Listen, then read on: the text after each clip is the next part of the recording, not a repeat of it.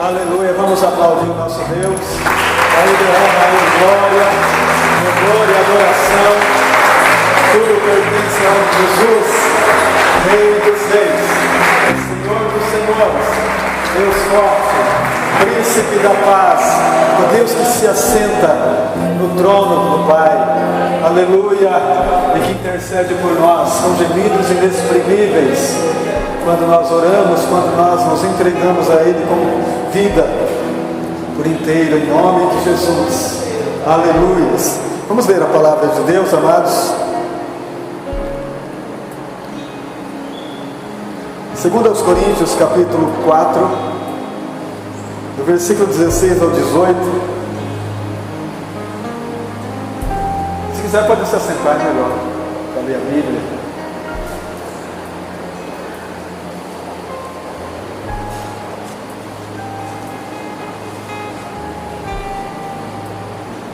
Segundo aos Coríntios diz assim, quem não encontrou pode ler aqui para a gente. Por isso não desanimamos, embora exteriormente estejamos a desgastar-nos, interiormente estamos sendo renovados dia após dia. Pois os nossos sofrimentos leves e momentâneos estão produzindo para nós uma glória eterna, que pesa mais do que todos eles. Assim, fixamos os olhos não naquilo que se vê, mas no que não se vê, pois o que se vê é transitório, mas o que não vê é eterno. Só essa leitura já é uma pregação forte para nós. Vamos inclinar a cabeça e orar a Deus. Pedir ao Espírito que leve uma mensagem ao nosso interior, que venha nos despertar para uma fé real e verdadeira, na qual nós precisamos viver nesses dias. Então, que venha no teu coração agora, que o Espírito Santo te leve para a palavra viva e poderosa, que muda o seu jeito de pensar, que muda o seu jeito de agir, que quando o nosso pensamento muda, o nosso agir também muda. Espírito Santo, nós oramos juntamente com a igreja em relação ao corpo de Cristo, porque o corpo de Cristo é vivo, o corpo de Cristo se move, o corpo de Cristo ouve e responde. Por isso, Pai, como corpo de Cristo, nós intervimos agora no mundo espiritual, para que aquilo que é transitório não nos ameace, que aquilo que é transitório não prevaleça sobre a fé que o Senhor colocou em nosso coração, que a intimidade mais profunda do Teu amor, do estarmos em Ti e Tu em nós, possa transferir para dentro de cada coração, de cada vida, uma convicção plena da fé verdadeira, produzido pela graça do Pai, através da Sua palavra.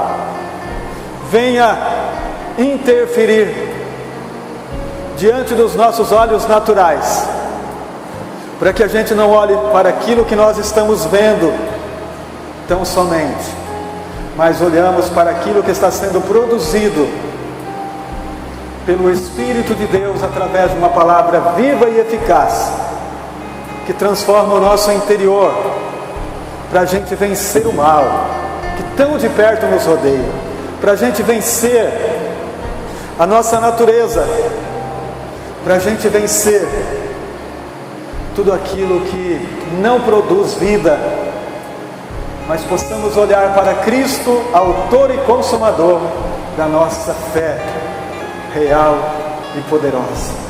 Obrigado, Jesus, nós te louvamos por tudo que temos recebido das tuas mãos, e obrigado também por esta palavra, que com certeza construirá vida dentro de cada um de nós. Todos podem dizer amém? Amém, amém quer dizer assim creio, e assim seja feito. Amém? Então será feito desta forma, se você crê assim.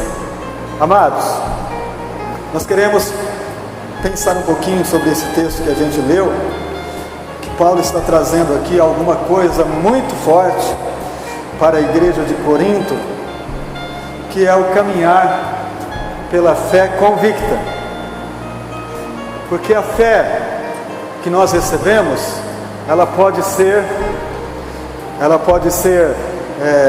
uma fé que acredita em Deus, mas ela não consegue fazer a gente caminhar no entendimento. Você crê em Deus? Eu creio. Então, se a gente fazer uma entrevista perguntando sobre isso, todas as pessoas que são cristãs, que têm a fé cristã, judaica, vai dizer: eu creio em Deus. Mas que tamanho é isso? Até onde isso te leva? Por onde essa fé que você diz ter, e que eu digo que eu tenho, me leva? Até onde eu caminho por ela?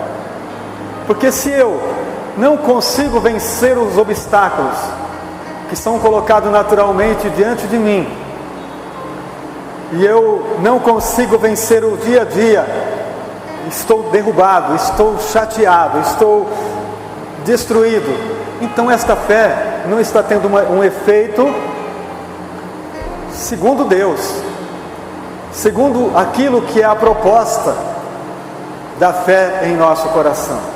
Porque a fé, quando ela se torna convicta dentro do nosso coração, nós não vemos o que é aparente. Eu começo a ver como Deus vê, e não como o homem vê. Então, muitas vezes, diante da minha vida, as circunstâncias que me cercam, elas são totalmente desfavoráveis a mim. Eu olho para elas e digo: meu Deus, que horrível. Que horrível a minha situação. Que horrível está o momento que eu estou passando. Mas a fé que está no meu coração me mostra algo a mais. Me mostra algo além. Me mostra algo que já está pronto, que já está perfeito, que já está realizado. Então aquilo que é aparente não consegue me segurar, não consegue deter os meus passos, porque eu não olho para aquilo que eu estou vendo, eu olho para aquilo que a minha fé diz que será. Então, quando eu leio a palavra de Deus, ela faz exatamente ela traz a mim, melhor dizendo, esta convicção. Porque eu leio a palavra de Deus, por exemplo, eu leio lá em Romanos capítulo 11, versículo 1. Se você quiser achar, pode achar. Romanos capítulo 11, versículo 1. A fé é o firme fundamento. Oi? Aliás, Hebreus, né? Hebreus, vamos consertar aqui. Hebreus capítulo 11, versículo 1. A fé é a certeza daquilo que esperamos e a prova das coisas que não vemos. Isso quer dizer, eu não estou vendo, mas eu acredito que será assim. Por quê? Porque no meu coração gerou uma convicção. E só a convicção não me faz mudar quando as coisas estão ao contrário, quando as coisas são contrárias àquilo que meus olhos mostram. Então os meus olhos mostram algo, mas a minha convicção diz outra. Se isso não estiver acontecendo, irmãos, a minha fé é tão pequena que eu não vou conseguir vencer por ela. A minha fé é tão sem sentido que eu não vou conseguir caminhar por ela. Porque eu preciso ter uma fé convicta, uma fé que me diz algo, uma fé que fala para mim como será o meu futuro, porque o meu futuro não sou eu que desenhei, o meu futuro já está desenhado por Ele, pelo Pai, que tudo fez, que tudo pode e que tudo é possível. Amém? A minha fé tem que ser a fé do Pai. Então eu tenho que conhecer quem é o Pai, para que a minha fé seja semelhante à dele. A fé do Pai é esta, por exemplo. Presta atenção para vocês não perder o foco da palavra. A fé do Pai é esta. Quando ele chega nesse mundo, a palavra diz que a terra era sem forma e vazia, e havia trevas sobre a face do abismo. Qual que é a fé dele? A fé dele não é dizer assim, ó, nossa, como está escuro. E muitas vezes a nossa fé é essa. Quando alguém pergunta, como está a tua vida? Em vez de você falar segundo a tua fé, você diz segundo aquilo que você vê. É assim ou não é? Nossa, eu estou passando uma situação difícil. Eu não aguento mais. Nossa, a coisa está terrível. Eu vou parar tudo, porque está insuportável. Então essa fé não é a fé do Pai. A fé do Pai é aquela uma. Ele chegou, estava tudo escuro. Ele não disse está tudo escuro. Ele disse haja luz. Ele disse ao contrário do que ele estava vendo. E muitas vezes, amados, a gente age contrário à fé do nosso Pai. Em vez da gente dizer haja luz, a gente diz como está. Como está sufocante esse negócio. Como está terrível isso. Não está fácil. Não é assim? Então nossa fé não pode ser essa fé. Eu acredito em Deus, mas eu digo o que eu estou vendo. A fé pela graça é agir ao contrário. É ter uma atitude contrária àquilo que nos sufoca. Quando a tua vida está em guerra, você não diz, olha, está horrível, está uma guerra sem fim. Você diz, haja paz. Haja paz nesse ambiente. Haja paz nesse lugar que eu estou vivendo. Haja paz nesse lugar de trabalho, nessa residência, nesta casa. Haja paz, convicção. Irmãos, como que a gente age segundo o mundo? Segundo os olhos carnais, e não segundo a fé que Deus colocou em nosso coração. E as coisas só começam a acontecer quando a gente entende isso. Eu não posso... Imagine se Deus falasse assim, nossa, que escuro, ia ficar mais escuro ainda. Quanto mais a gente repete, porque nós temos a palavra da fé, e a palavra em nosso coração tem poder. Eu não posso falar segundo aquilo que eu vejo. Eu tenho que falar sempre ao contrário. Vai mudar esse negócio. Vai ter bênção aqui. Vai ter luz nesta casa. Vai mudar, vai ser transformado tudo. Porque o poder da palavra que está no teu coração, pela graça de Deus, vai trazer aquilo que não é, aquilo que não existe, vai vir. Se você começar a declarar pela tua fé o que você quer viver. O que você quer viver? Quer viver desta forma? Quer viver assim? Então continua falando. Continua falando o que você está vivendo, que você vai continuar assim. Mas se você contrariar isso através da fé em Jesus, sempre quando você falar, você diz assim, em nome de Jesus, eu creio que vai ser diferente. Esse meu filho vai mudar, esse meu marido vai mudar, essa minha esposa vai ser transformada, esse negócio vai ser transformado para a glória de Deus, tudo vai ser para a glória de Jesus. Eu não estou vendo ainda, mas eu vou ver. Mas eu vou ver porque eu tenho convicção no meu coração que isto será uma realidade vinda do Pai para a minha vida. Irmãos, isso é fácil? Claro que não. É preciso ter convicção. É preciso ter convicção de quem é Deus, de quem é Jesus, da obra que Ele realizou na cruz por nós. Se eu não tiver convicção, amados, eu vou agir ao contrário, mesmo sendo um cristão, mesmo dizendo que eu acredito em Deus, eu vou continuar agindo contrário a essa verdade. E se eu agir segundo aquilo que meus olhos mostram, com certeza eu estarei contra Deus. Eu estarei contra a palavra. E o que eu mereço se eu estou contra a palavra? Eu mereço a miséria. Eu mereço a ser cada dia pior. Se eu não estou crendo na palavra que meu Pai colocou no meu coração, aquele que tudo pode, aquele que fez todas as coisas. Se eu não acredito nele, então, para que uma fé? Para que essa fé que eu digo ter? É uma fé nada funcional. É uma fé que não me coloca inconsistência, que não me coloca em lugares firmes. Sabe, queridos, Ana, no capítulo 1 de 1 Samuel, capítulo 1 e 2, você percebe uma mulher que tinha fé. ela ia no templo nas reuniões. E ela buscava algo, ela tinha desejo de ter um filho. E todas as vezes que ela entrava no templo, esse desejo estava lá. E com certeza ela falava de alguma forma: ah, eu quero ter um filho. Eu preciso ter um filho. E ela então, ela entrava e saía, e nada acontecia.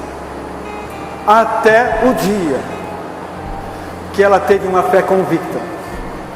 Até o dia que ela entrou no templo e fez tudo diferente. A fé que moveu céus e terra. A fé que moveu Deus. A fé que fez ela ser parecida com Deus naquilo que Deus é. Ela não se moveu o pé, ela disse: eu creio que eu vou receber aquilo que é meu, aquilo que Deus deu no seu propósito. Hoje, eu não vou sair daqui da mesma forma que eu saí das outras vezes. Eu vou sair daqui convicta que Deus é Deus sobre a minha vida, que Deus é Deus sobre o meu casamento, que Deus é Deus sobre as minhas filhas, sobre os meus filhos, sobre o propósito. Então, dentro do propósito, eu vou sair daqui confiante. Ela foi interpretada mal, até pelo sacerdote que estava no templo. Mas isso não importa, Deus a interpretou corretamente. O importante é que Deus interpreta, irmãos. Não é o teu marido, não é os teus filhos, não é o pastor. O importante é você ser interpretado corretamente por uma fé convicta. E aquela fé no coração de Ana fez ela sentir uma alegria que ela nunca tinha sentido. Ela voltou para casa diferente, porque a fé convicta dá isso no nosso coração. Ela faz a gente voltar diferente para casa. Ela faz a gente voltar com uma nova proposta. Eu não vou mais agir como eu estava agindo. Eu não vou mais falar como eu estava falando. Eu não vou nem pensar mais como eu estava pensando. Vou voltar para minha casa, crendo que o Espírito de Deus já me levou para o lugar realizado, para o lugar que Jesus já fez, para o lugar aonde Cristo consumou a obra. Eu volto para minha casa convicto de que a partir de hoje tudo será diferente. Talvez nos primeiros momentos, irmãos, ela voltou para casa e estava tudo igual. Ela não viu nada. Mas a fé dela já dizia outra coisa. Vai ter mudança. Vai mudar. Vai ter coisa diferente aqui nesse lar. Porque a minha fé agora é outra. A minha fé tem uma convicção. A minha fé tem uma segurança tão grande que eu não vou mais me mover para ver segundo aquilo que meus olhos estão mostrando. Os meus olhos não vão mais me enganar, não vão mais de maneira nenhuma trazer engano para o meu coração, porque a minha fé agora vê com outros olhos, os olhos do meu interior, os olhos do meu coração agora mostra quem Deus é. E ela, dias depois, ela percebeu a mudança. Seu ventre já estava crescendo, ela estava grávida, depois de tantos anos esperando. Ela estava grávida. Ela então percebeu o quão grande foi a fé convicta em Deus. Se você olhar o capítulo 2, tem um cântico que ela canta, só alegria. A partir desse dia, irmãos, porque enquanto a gente não tem a fé convicta, nós vivemos da tristeza do que mostra os nossos olhos. Mas a partir do momento da convicção que nós temos em Deus, nós vivemos da alegria que mostra o nosso coração. Porque eu não olho mais para o sintoma, eu olho já para a cura. Eu não estou vendo, eu nem sinto mais o sintoma da doença, porque eu já tenho certeza da cura. Então a minha alegria agora ninguém consegue tirar. Eu tenho uma convicção tão real e verdadeira que, olha, 1000 cai a meu lado, 10.000, e eu não sou atingido. É uma fé que me leva para o alto e não para baixo como eu estava sendo levado, porque tudo me levava para o abismo, para baixo. Mas agora a minha fé me tirou desse lugar baixo e me fez assentar com Cristo nos lugares celestiais. E se estando assentado com Ele nos lugares celestiais, eu tenho convicção de que não é o momento que eu estou vivendo que vai trazer consequências para me entristecer, mas é a alegria do meu coração que me coloca em convicção de que tudo está feito em Cristo e de que nele eu sou mais que vencedor. Amém? Convicção foi também os 3 jovens que viviam na Babilônia e estavam vivendo sobre o reino de Nabucodonosor. Lá estava Daniel, Sadraque, Mesaque, Abednego, é o nome que a gente mais se lembra, mas eles têm outro nome. E quando o rei fez aquele decreto para adorar a estátua de ouro que ele tinha feito, eles rejeitaram. Eles não tiveram atitude, porque no coração deles tinha uma fé que impedia eles de caminharem em projetos humanos. A fé deles levava a eles uma convicção de caminhar por projetos eternos. E quando o rei fez o decreto, dizendo que toda a nação, aliás, todas as nações deviam adorar a sua imagem, a imagem do rei Nabucodonosor, eles rejeitaram. O rei disse: quando tocar os instrumentos de música, todos precisam prostrar. Ele falou lá no alto-falante. Todos precisam ajoelhar e adorar a minha imagem feita de ouro. E assim foi feito. Quando a banda tocou, capítulo 4 de Daniel,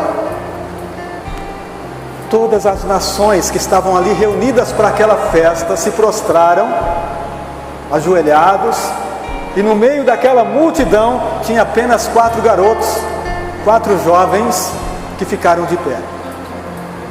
Imagine a cena.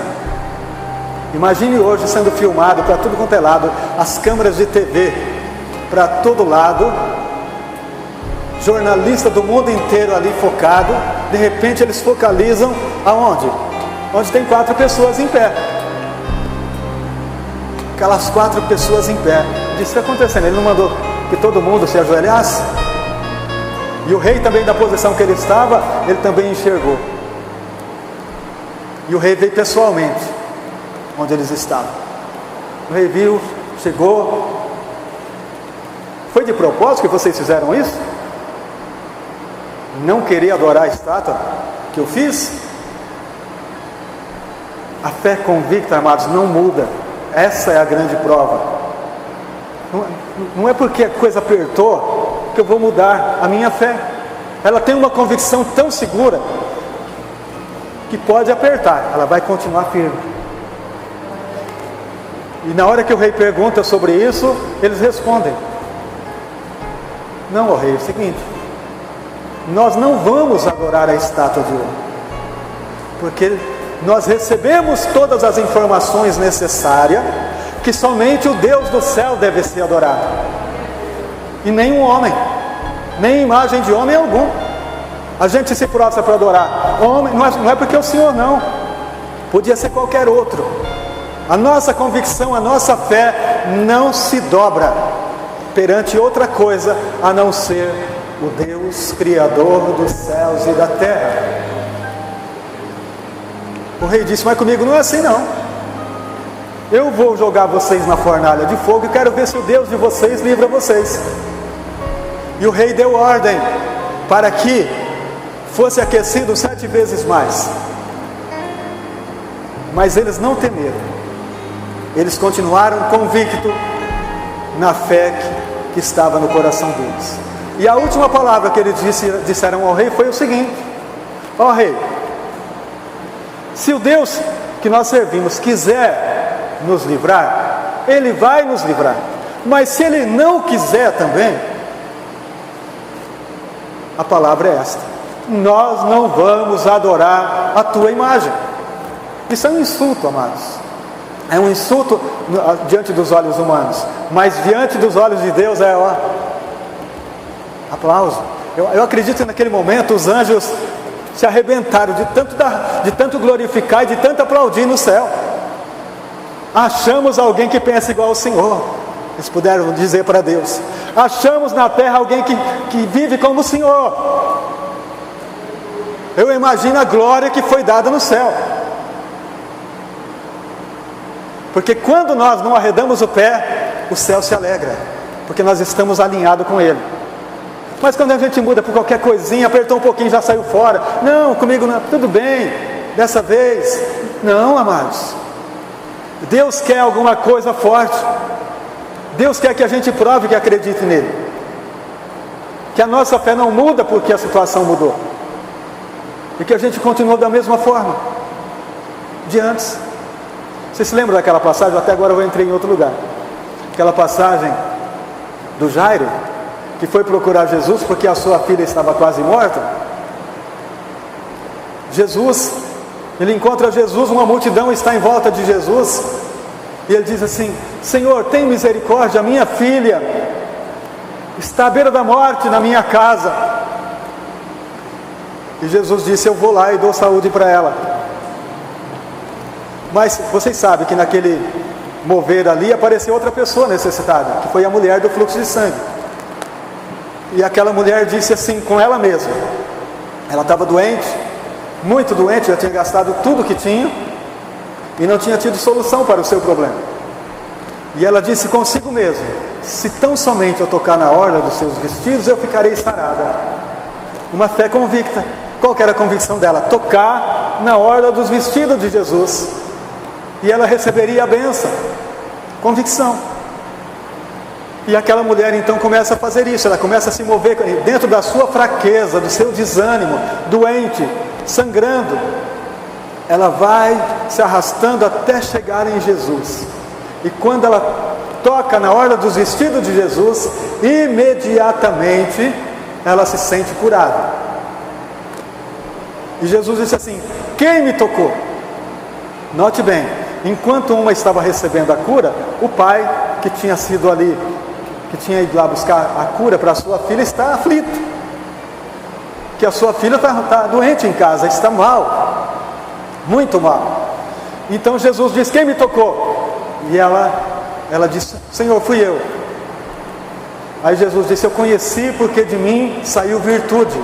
Então, quando a nossa fé é convicta, vem virtude dos céus para a nossa casa, vem virtude dos céus para a nossa vida, vem virtude do céu para mudar a situação que nós estamos vivendo. Você crê? Fé com convicção. E quando eles estão ali conversando sobre isso, chega algumas pessoas e diz para Jairo, o pai da menina: não incomodes mais o mestre, porque a tua menina já faleceu, tua menina morreu, já não deu mais tempo. Mas Jesus, ouvindo essa conversa, ele chega em Lázaro e diz: aquela mesma convicção que te trouxe até aqui, continua nela. Aquela fé que te trouxe até aqui, continua crendo. Não deixa nada mudar, não deixa a circunstância te cegar. A circunstância agora para você é difícil, né, meu filho? Recebeu a notícia que a tua filha morreu? A circunstância para você agora não está tão boa. Mas só tem uma coisa: aquela fé que te trouxe aqui, mantenha ela. Mantenha convicto que eu vou lá na sua casa, que eu vou na sua casa e vou mudar essa situação. E o Jairo se levantou com Jesus e foi para a casa dele. Chegando na porta da casa do Jairo, que talvez não era tão pertinho assim, talvez tiveram que caminhar algumas horas para chegar até lá. Ao chegar na casa de Jairo, já está lá todo mundo preparado para o velório. Já tem uma multidão na porta da casa preparado para fazer o sepultamento. Mas Jesus entra junto. Jesus vem junto, a cena é linda.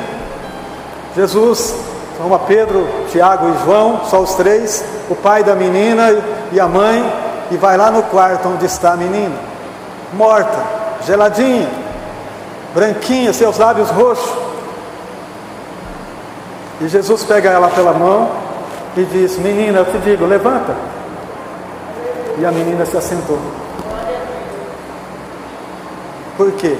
A fé com convicção.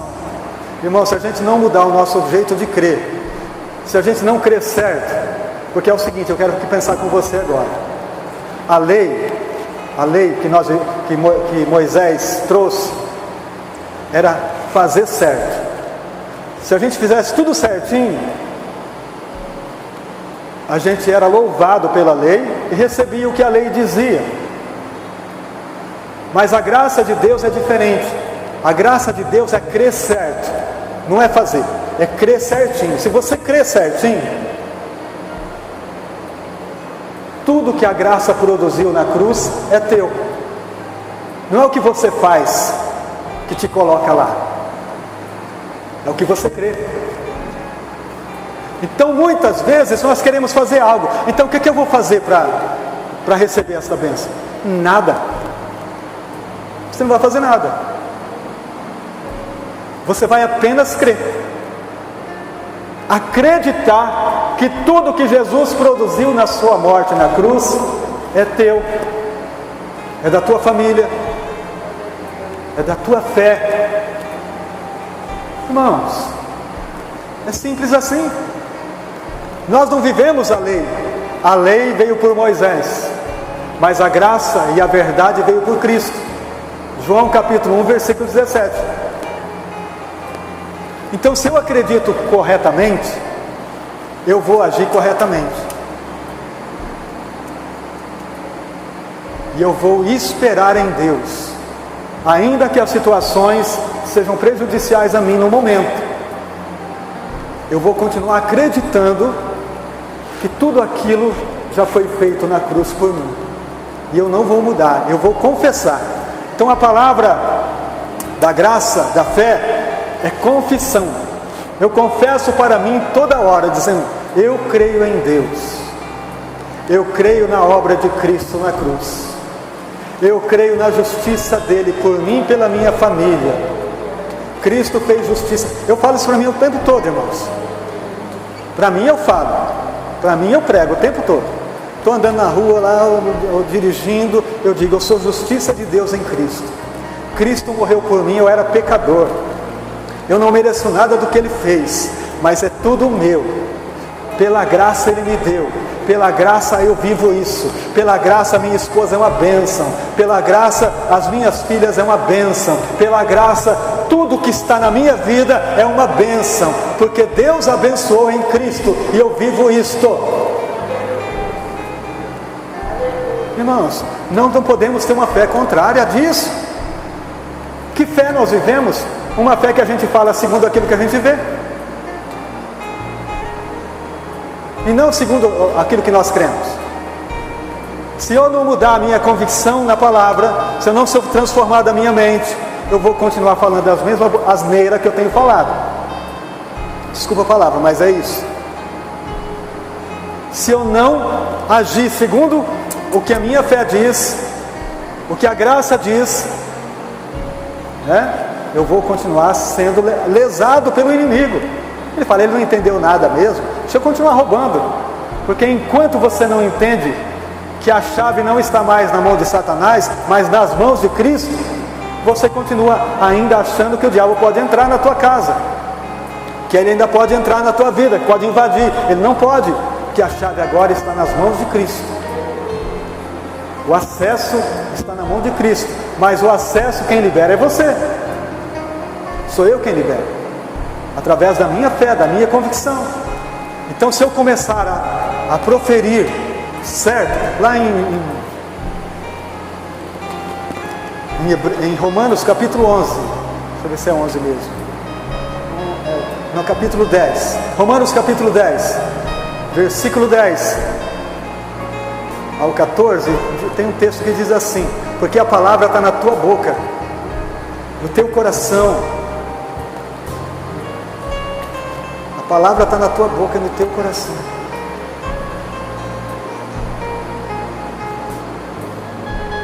Ela não está longe de você. Então diz o que você crê. Diz o que você crê. Pois com o coração se crê para a justiça, e com a boca confessa para a salvação. Como diz a Escritura: todo que nele confia jamais será envergonhado. Volta um pouquinho antes do 10. Um pouquinho mais. Aí. Mas o que ela diz? A palavra está perto de você, está na sua boca e em seu coração. Isto é, a palavra da fé que estamos proclamando. Versículo 9. Se você confessar com a sua boca que Jesus é o Senhor e crer em seu coração que Deus o ressuscitou dentre os mortos, será salvo. Salvo do quê? De tudo. Salvo da situação que você está passando, salvo da perdição do inferno, salvo de tudo. Como é que se consegue isso? Fazendo alguma coisa? Não, crendo. Crendo. E falando. Chega no teu problema e diz: em nome de Jesus, esta casa a partir de hoje vai ser da forma como eu creio. Na tua empresa faça a mesma coisa. Vai ser da forma como o meu coração crê. E comece a falar. Aí chega um funcionário e diz: ah, patrão, aqui a coisa está feia, viu? A coisa aqui não está boa não. Você fala: em nome de Jesus, eu creio que será diferente. Eu creio que será diferente. Eu não vou ouvir o que você está falando, porque na minha convicção as coisas aqui serão transformadas. No meu coração aqui tudo será mudado. Então você não pode dar ouvido para aquilo que é aparente, mas para aquilo que é eterno. Volte lá no capítulo inicial que a gente leu, só para encerrar, senão a gente vai ficar o dia todo aqui falando. E eu sei que vocês querem ouvir, amém? Mas vamos também encerrar, né? Para a gente guardar a palavra no coração. Então Paulo diz lá: por isso não desanimamos, embora exteriormente estejamos a desgastar-nos, interiormente estamos sendo renovados dia após dia, pois os nossos sofrimentos leves e momentâneos estão produzindo para nós uma glória eterna que pesa mais do que todos eles. Assim fixamos os olhos, não naquilo que se vê, mas no que não se vê, pois o que se vê é transitório, mas o que não se vê é eterno. Como é que eu vivo bem? Trazendo as coisas eternas para o meu hoje. Sabe por quê? Então tem muitas pessoas que não entendem esse texto aí, presbítero Nilson. Acha assim que na eternidade ele vai receber isso. Não, a eternidade nossa já começou. A eternidade dos filhos de Deus começou aquele dia que Cristo entrou no teu coração. Eu já sou eterno. Eu já estou na eternidade. Ou não? Se eu não entender isso, eu coloco minha vida desse tamanho. E minha vida não é desse tamanho. A minha vida é do tamanho que Deus projetou na eternidade. Ela não tem tamanho, ela é eterna. A palavra de Deus, por que Deus no capítulo 3 de Colossenses diz assim: se você já ressuscitou com Cristo, busque as coisas de cima, porque tudo que está lá em cima é eterno. Tudo que está em cima é eterno. Eu tenho que trazer a eternidade agora para cá, senão eu vivo transitório, que é passageiro. E Deus não tem essa graça para mim, Ele tem a graça da eternidade. Na proposta de Deus, tudo é eterno. Agora, se eu não entrar nos olhos dele, se eu não entrar no coração de Deus, na convicção de Deus, eu vivo o Adão. O Adão é tudo transitório, o velho homem. O homem natural que está aqui em mim, ele gosta das coisas para ontem. Tudo rápido, o que eu quero tem que ser agora. A minha vontade tem que ser feita agora. E não sei o que. E tudo o Adão quer para hoje. O velho Adão que está em mim, que está em você. A carne, a nossa natureza. Mas a natureza de Cristo é eterna. E ela está em mim. Eu tenho que deixar de lado a natureza adâmica, amortecer ela em mim para que ela não diga mais nada. Para que meus olhos não dizem para mim o que tem que ser feito. Mas que o Cristo que está em mim diga para mim o que tem que ser feito. O que tem que ser realizado. Eu não ando segundo a vista, mas segundo a fé que o homem eterno que está dentro de mim me diz, me mostra a direção para onde eu devo ir. Então esse é o caminhar, queridos. Convicção de fé. Então Paulo está dizendo: olha, Assim fixamos os olhos não naquilo que se vê, mas não naquilo que não vê. Pois o que se vê é transitório, mas o que não vê é eterno, sempre eterno. Então vamos trazer a eternidade para o nosso tempo? Ou vamos continuar da mesma forma? Se eu trazer o eterno para dentro da minha casa, a eternidade é paz, é alegria, mesmo tendo circunstâncias desfavoráveis que o mundo oferece. Eu estou nelas. Eu estou vivendo elas. Estou compartilhando também as situações. Mas elas não são de maneira alguma para ter peso na minha vida. Elas não podem pesar mais do que a glória de Deus. Eu não posso aceitar isso. Eu não posso concordar com isso. Porque aquilo que é transitório passa rápido, mas aquilo que é eterno permanece. Então eu tenho que aceitar pela minha fé o que é eterno. Mas como eu consigo isso? Fazendo o que o versículo, capítulo 3 de Colossenses diz: buscando as coisas que são de cima, onde Cristo está assentado. Isso fala sobre ler a Bíblia, orar, consagrar a sua vida. A coisa está caindo para lá e para cá e você está lá orando a Deus, buscando em Deus, ouvindo a Deus, para que aquilo tudo passe, para que tudo aquilo seja passageiro, e é passageiro mesmo, vai bem rápido, mas o peso de glória vai permanecer. E quando passa aquela situação, você se sente mais fortalecido, mais forte em Deus, com uma fé ainda mais convicta. Como eu não terminei de falar dos 3 jovens, né? Eles foram lançados na fogueira ardente, e no mesmo momento o rei olhou dentro da fogueira, tinha 4 pessoas. Ele tinha lançado 3. E aí então o rei ficou admirado, dizendo: não foi 3 que a gente lançou lá dentro? E ele e os seus soldados disseram: sim, Senhor, mas tem 4. E a 4ª pessoa é semelhante ao Filho de Deus. Naquele momento que eles foram lançados na fornalha, Deus pulou junto com eles. Deus estava junto com eles lá dentro. Deus entrou também na fornalha. E aí cumpre aquela palavra de Isaías capítulo 43. Capítulo 43. Quando passares pelo fogo, ele não vai te queimar. Quando passares pelas águas, elas não vão te submergir, porque eu passarei com você. Então a situação que você está passando, não pense que você está só nela. Deus está lá para você passar, e passar bem, passar de cabeça erguida. Mesmo que seja um momento de chorar, chore. Chore com Ele.